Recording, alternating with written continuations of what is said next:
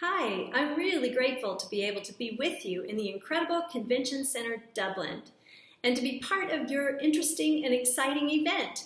It gives me great pleasure to be at the Irish Pubs Global Gathering 2015, and I'm really happy that I've been asked to talk just a little bit about business voices today. About 17 years ago, my husband, Dr. Ivan Meisner, who is the senior partner for the Referral Institute, and I started a nonprofit charity. Our nonprofit charity is called the B&I Foundation. Our focus has been on children and education for the past 17 years. Last year, we had an event in the United States that changed the direction of our charitable focus. We had a young teen gunned down in an inner city by a police officer. In the wake of that event, there was a lot of turmoil and unrest. You may have heard about it over there in Ireland. This happened in Ferguson, Missouri. In the wake of all of the turmoil that followed after this event, we heard people on the news and on TV saying things that really hit me in the heart.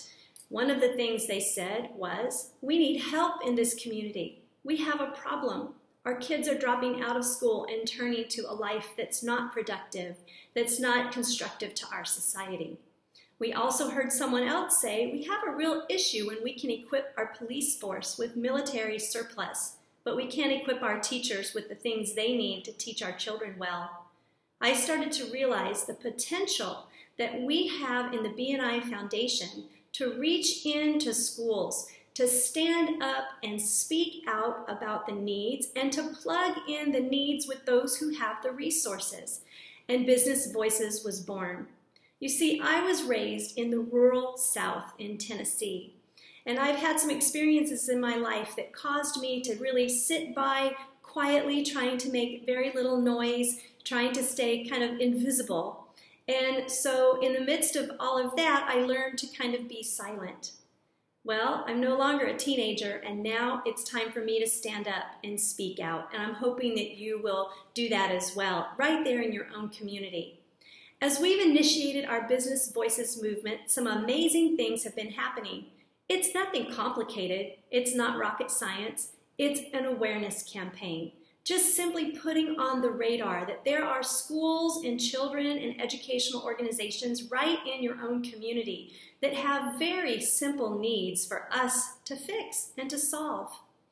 My husband and I have had the pleasure and opportunity to spend 2 one-week vacations on Necker Island with Richard Branson. That's been really an amazing thing for us to be able to do.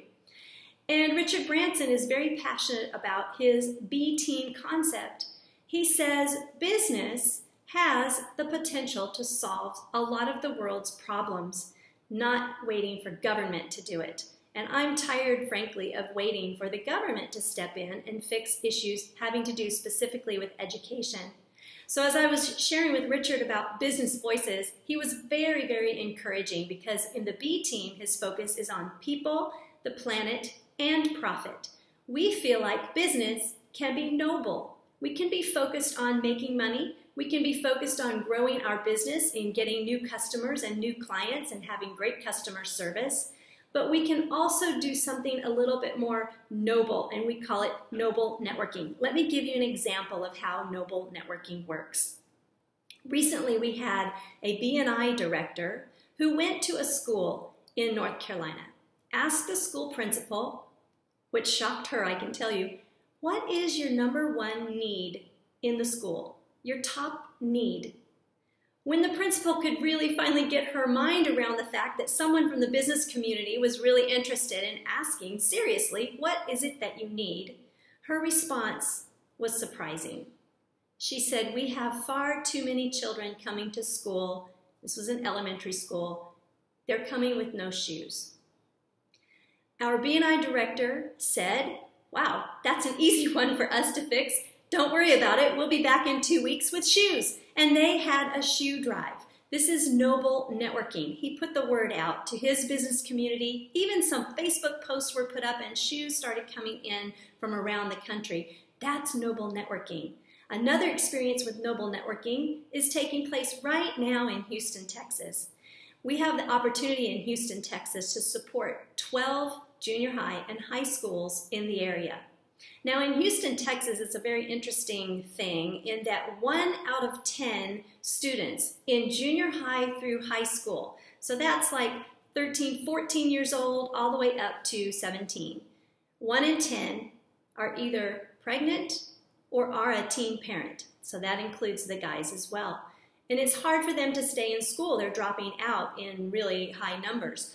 So the BNI Foundation is partnering with corporations in Houston that already have charitable dollars earmarked for their 2015 giving. And we are sponsoring a youth ambassador program and a girls program called Stand Beautiful in these 12 schools. We're not funding the programs. We're using Noble Networking to find the corporations that have dollars earmarked already for charitable work in the community, and we're putting them together with the schools that have the need. That's how easy it is, and it's powerful. When these kids have someone in their life that's not paid to be there or that's there by obligation, it means so much. When I was in Harker Heights High School interviewing the students that were going to be picked for the very first Stand Beautiful program, I had the chance to meet 20 amazing young girls. I learned later that of the 20, 11 of them had attempted suicide or had suicidal ideation. 4 have already had abortions, and 4 also have had miscarriages.